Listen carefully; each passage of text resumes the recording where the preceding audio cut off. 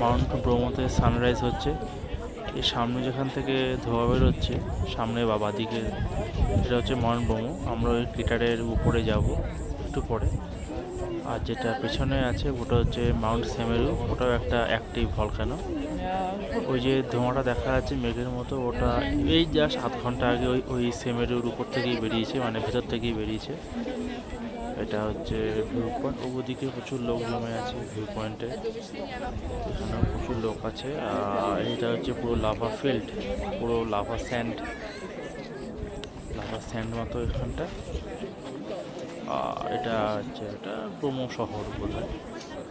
আর এখানে সানরাইজ হবে, প্রচুর লোকের ভিড়। এটা হচ্ছে একবার দেখি যে এখানে এই যে প্রচুর লোক। Geil wäre halt eigentlich, wenn wir so über die Ecke stehen könnten, weil sonst bin ich halt so drauf.